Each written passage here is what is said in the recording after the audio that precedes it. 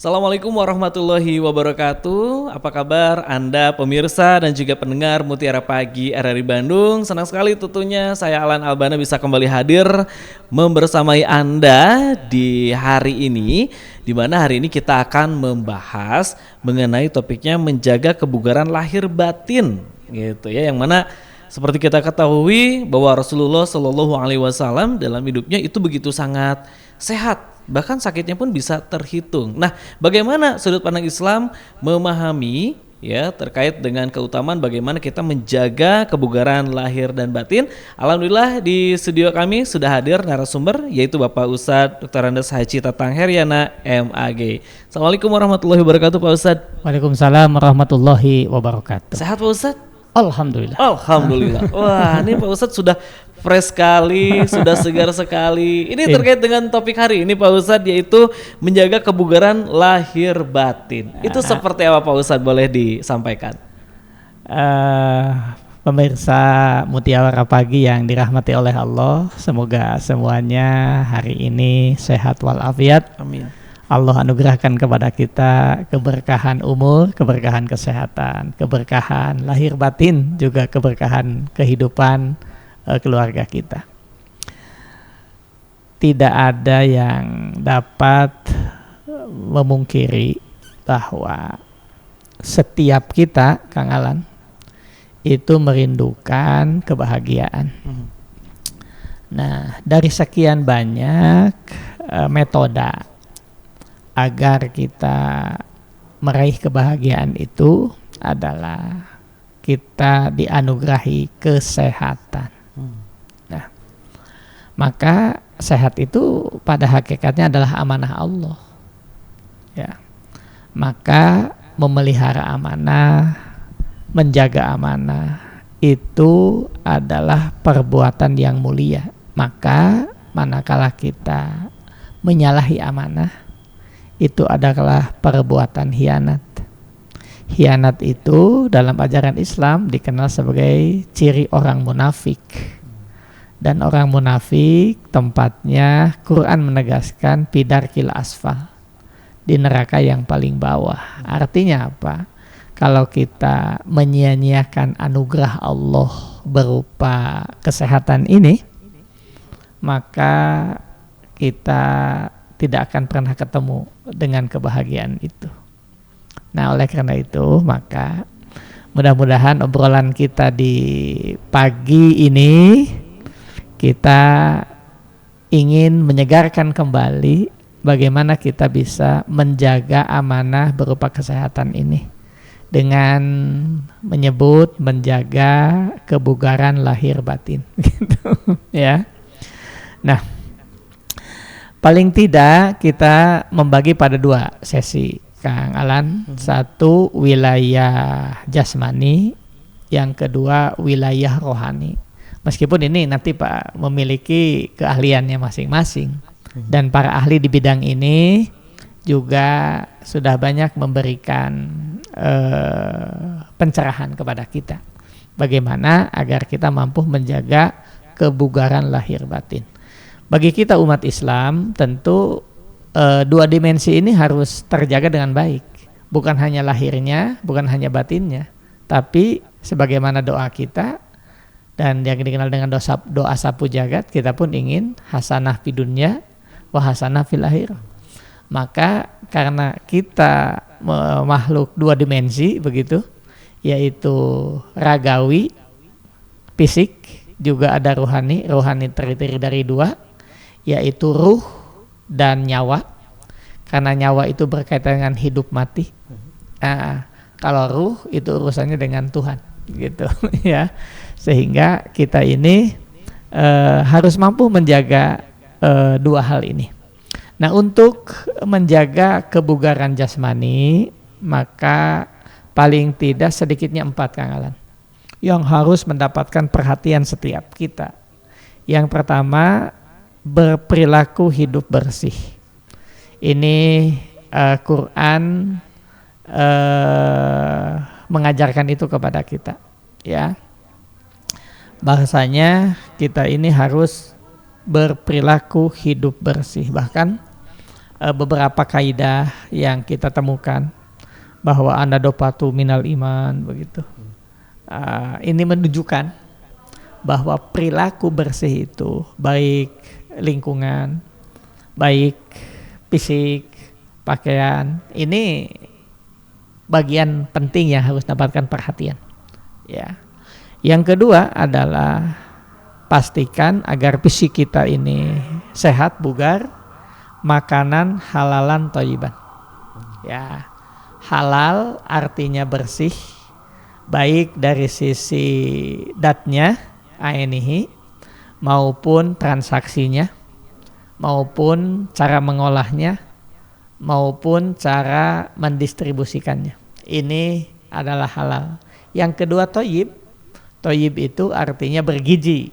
Jadi di samping halal juga harus bergizi gitu. Jadi ada yang bergizi tapi tidak halal. Sehingga dia mempunyai kecerdasan tapi itu soleh begitu. Karena makanan yang halal, Kang Alan ini punya pengaruh besar terhadap kesolehan personal yang bisa memberikan warna, melahirkan kesolehan sosial. Jadi individunya, jadi pengaruh makanan ini sangat besar. Ya, halalan thayyiban. Yang kedua, yang ketiga, untuk menjaga kebugaran dan kesehatan jasmani ini, yang kita kenal adalah membiasakan olahraga.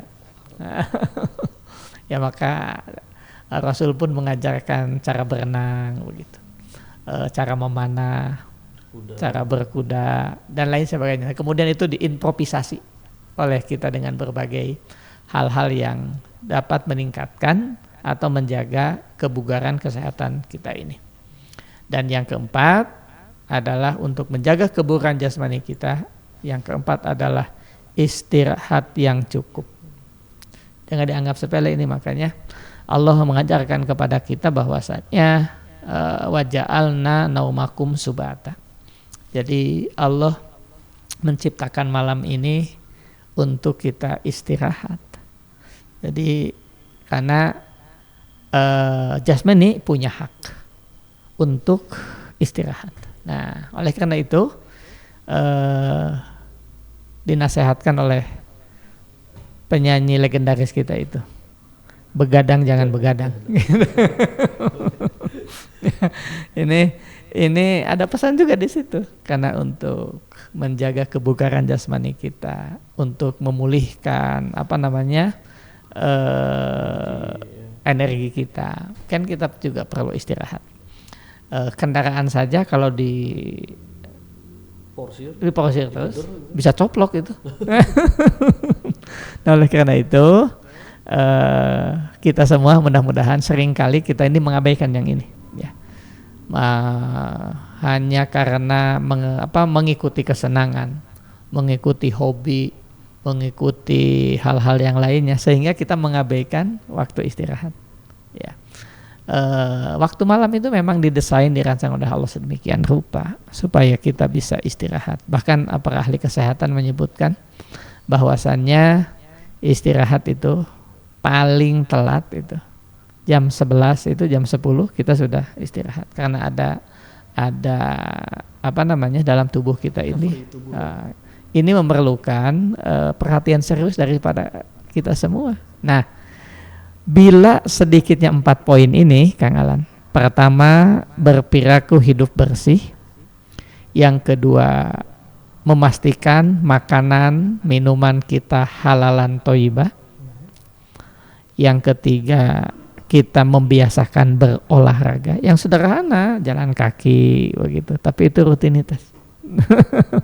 Maka ada ajakan-ajakan berapa langkah setiap hari kita harus menggerakkan tubuh kita lewat jalan kaki, karena sejak kecil kita sudah diinginkan, begitu kita lahir, berapa bulan, berapa tahun, dirindukan anak kita itu bisa jalan. Nah, ketika Allah anugerahkan kepada kita bisa jalan, kita tidak pernah memanfaatkannya dengan baik. Kemana-mana naik kendaraan begitu.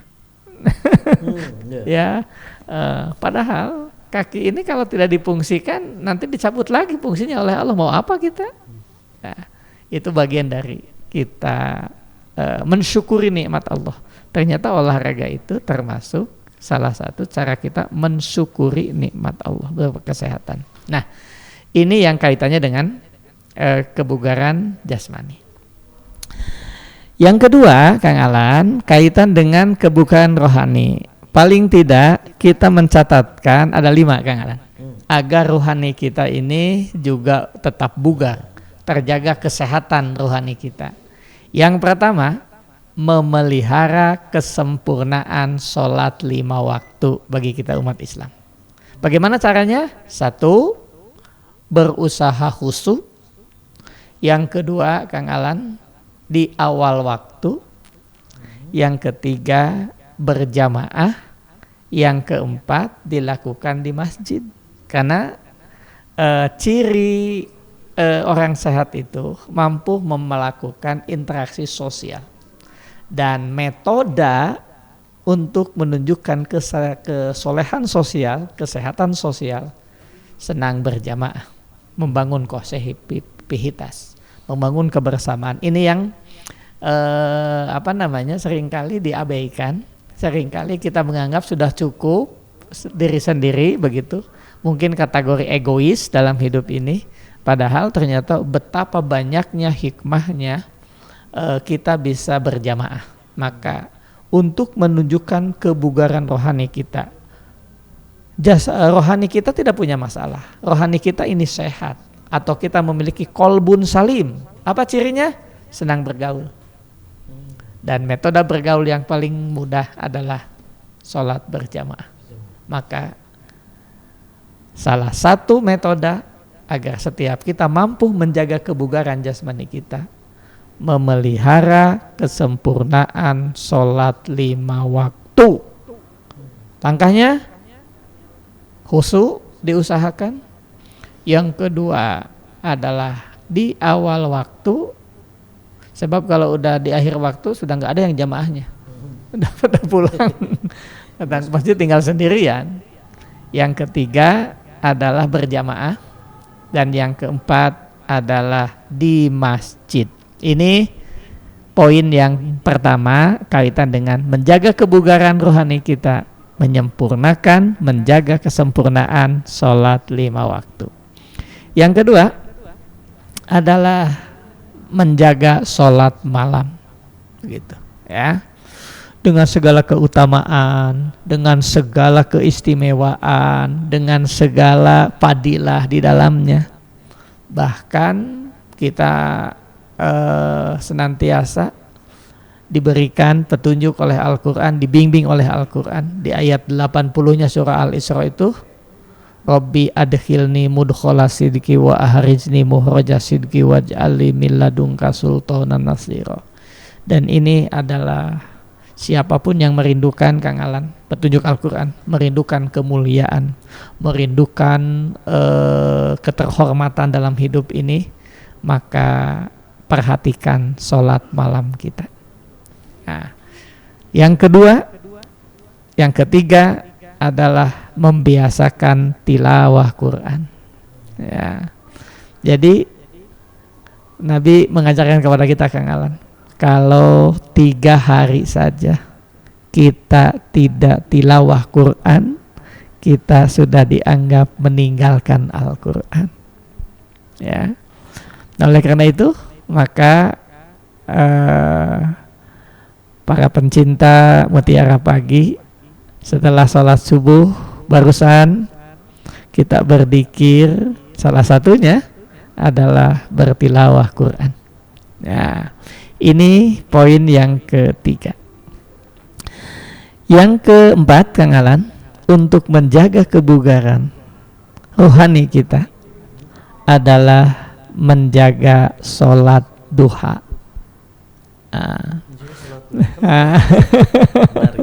Bahkan kita seringkali kalau mendengar sholat duha adalah image-nya adalah menjemput rezeki Allah.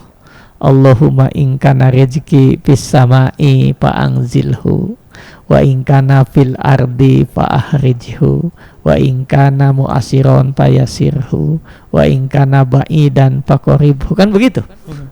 Di antara sekian banyak keistimewaan, keutamaan kita menjaga sholat duha.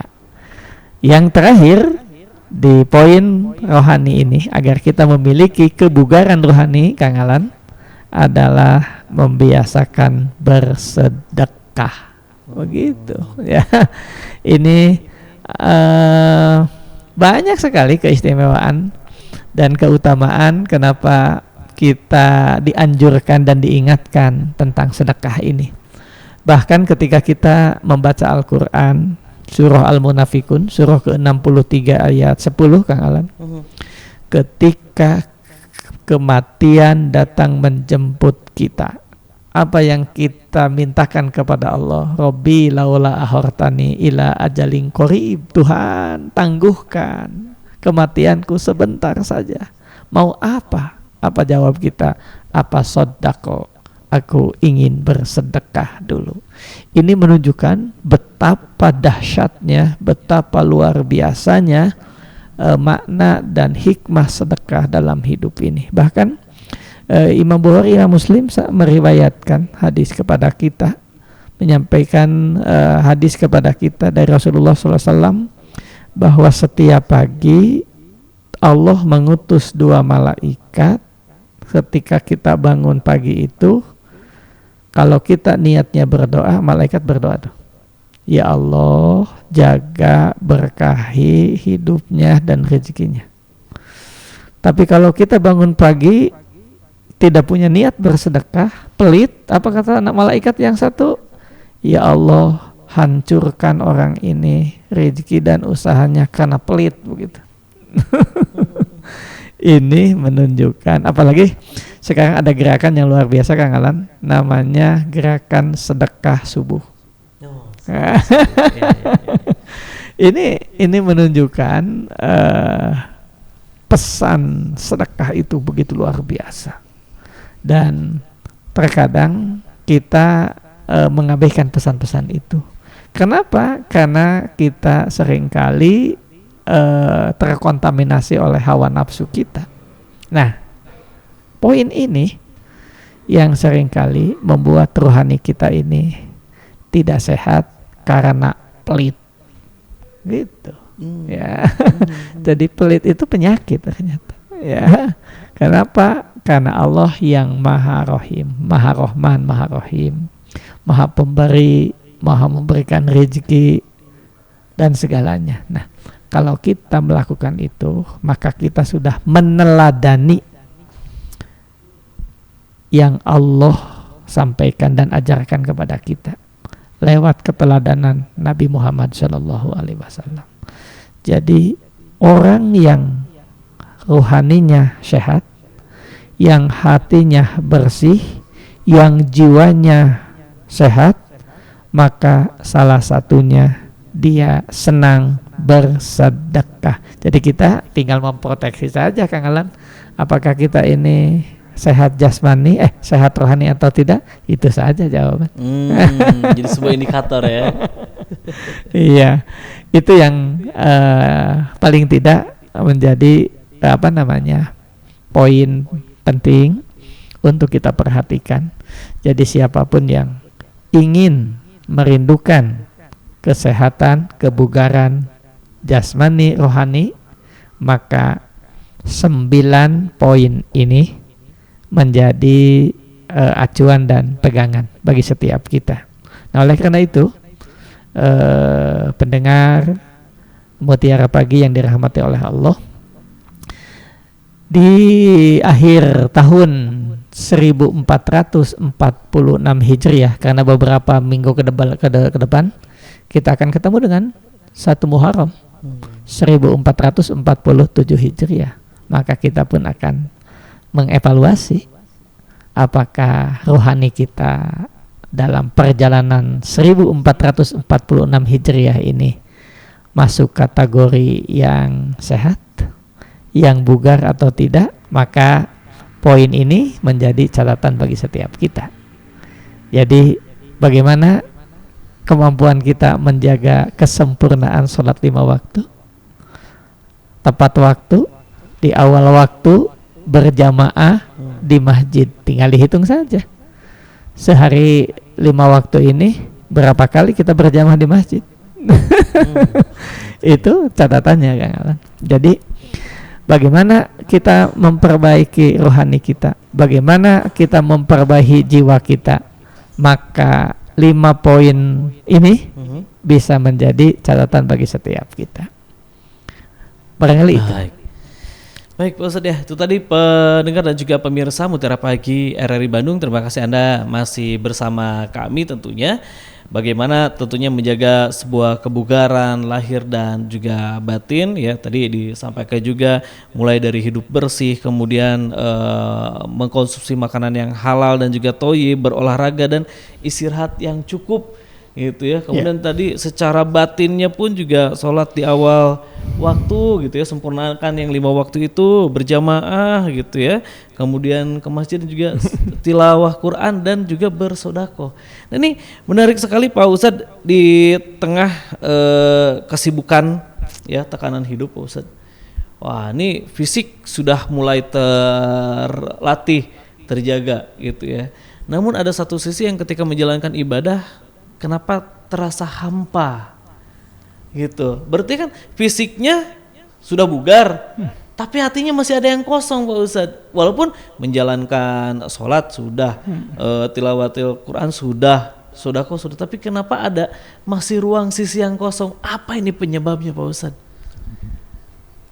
Penyebabnya dari sekian indikator adalah kita kehilangan khusyuk.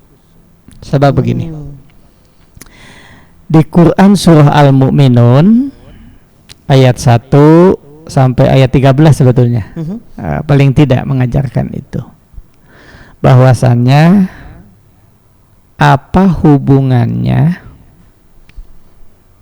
sholat khusyuk dengan kebahagiaan. Ya, dan harus dicatat oleh Kang Alan, yang membuat hati kita gundah, yang membuat hati kita resah, membuat kita hampa hidup ini 100% itu urusan dunia.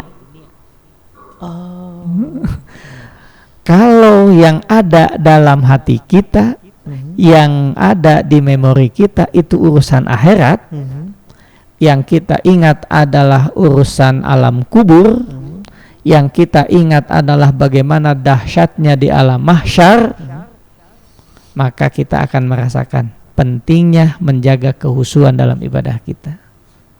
Jadi yang mengganggu pikiran kita, yang mengganggu ke hati kita, yang membuat hati kita senantiasa hampa, 100% urusan dunia. Makanya kita harus punya waktu-waktu tertentu, paling tidak sehari 5 kali kita menghubungi dengan Sang Pencipta pemilik dunia ini. Kita kan seringkali kita merindukan dunia, tapi kita lupa dan tidak kenal dengan pemilik dunia. Lillahi ma fis samawati wa ma fil ardh. Kepunyaan Allah lah semua yang ada di langit dan di bumi. Tapi kita menghubunginya, kita menemuinya, kita mencoba koneksi dengannya, itu seringkali kita tidak khusyuk. Itu yang membuat hati dan pikiran kita kehilangan ketentraman, kehilangan kenyamanan. Itu yang dalam bahasa lain, kenapa hidup kita menjadi hampa? Karena Allah tidak hadir dalam hidup kita.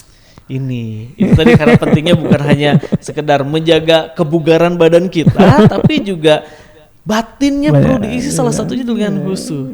Pak Ustadz, terakhir mungkin boleh disampaikan dalam proses menjaga kebugaran dan juga menjaga batin kita untuk supaya tetap terisi. Artinya kan berarti bagaimana Pak Ustadz, terakhir boleh disampaikan untuk supaya kita khusyuk, agar bukan hanya fisik kita yang kuat, tapi batin kita juga kuat gitu Pak Ustadz. Yang pertama, kita harus mengenal Allah. Ya. Allah harus benar-benar kita pahami, benar-benar kita rindukan dalam hati kita. Kalau yang kita rindukan selain Allah, maka konsentrasi kita, energi kita akan habis untuk itu. Nah, agar kita mendapatkan semua itu, maka kita hadirkan kerinduan kita terhadap Allah. Maka pastikan ketika kita melakukan ibadah-ibadah ritual, maka dalam sholat diajarkan diawali dengan takbir Allahu Akbar. Artinya apa? Bahwa semuanya selain Allah itu semuanya kecil. Kalau hawa nafsu yang dibesarkan, dunia yang dibesarkan, kebanggaan yang dibesarkan, status sosial yang dibesarkan, Allah semakin tidak terlihat dalam hati kita. Itu yang membuat kita kehilangan kehusuan. Nah, oleh karena itu, bagaimana agar kita memiliki kebugaran rohani? Poin pertama adalah besarkan Allah dalam jiwa kita. Besarkan Allah dalam setiap aktivitas kita. Besarkan Allah dalam transaksi-transaksi ekonomi kita. Besarkan Allah dalam birokrasi kehidupan kita. Sebab kalau itu tidak ada, maka kita tidak akan merasakan nikmatnya hidup ini. Karena pemilik nikmat, pemilik ketentraman, pemilik keindahan hidup ini hanyalah Allah. Nah, oleh karena itu, sehingga meskipun hidupnya sederhana, tapi hatinya yang sangat luas. Luasnya hati itu yang membuat hidup kita menjadi bahagia. Rumahnya besar, dudukannya tinggi, tapi hatinya sempit, hidupnya tidak akan terasa nikmat. Ini poin yang harus dapat perhatian kepada kita. Maka poinnya Kang Alan, siapapun yang merindukan kebugaran jasmani, atau dalam bahasa yang lain kolbun salim, karena hati itu ada tiga, ada kolbun marid, hati yang sakit, kolbun mayit, hati yang mati, begitu. Nah, kolbun salim, hati yang selamat. Siapa mereka? Yang menghadirkan Allah dalam dirinya. Bahasa Al-Quran yang lainnya, wa huwa ma'akum ainama kuntum. Allah beserta kamu dimanapun kamu berada. Kegagalan manusia modern kita ini adalah kegagalan menghadirkan Allah dalam setiap aktivitas kita, sehingga hidup kita terasa sempit, sehingga hidup kita terasa sesak, hidup kita terasa tidak bermakna. Kenapa? Karena Allah tidak hadir dalam hidup kita. Gitu. Masya Allah ya. Sekali lagi saya ucapkan terima kasih atur nuhun Pak Ustadz sudah disampaikan ilmunya sehingga bisa menjadi pengingat kita semua, wabil khusus saya yang ada di studio tentunya. Dan Allah ucapkan terima kasih juga untuk Anda pemirsa dan juga pendengar Mutiara Pagi RRI Bandung sudah menyimak kami, dan Anda juga bisa menyimak siaran Mutiara Pagi RRI Bandung melalui channel YouTube kami di RRI Bandung Live ataupun juga terestrial kami. Dan jangan lupa di like, komen, dan juga di subscribe agar Anda bisa terus mendapatkan notifikasi pemberitahuan setiap topik-topik yang setiap paginya kami hadirkan di Mutiara Pagi RRI Bandung. Sekali lagi terima kasih untuk Bapak Ustadz Dr. Andes Haji Tatang Heriana MAG sudah turut hadir ke studio Pro 1 RRI Bandung, dan tentunya juga saya Alan Albana mohon pamit undur diri dari ruang dengar Anda. Terima kasih, sampai berjumpa lagi di Mutiara Pagi RRI Bandung selanjutnya. Assalamualaikum warahmatullahi wabarakatuh. Waalaikumsalam warahmatullahi wabarakatuh.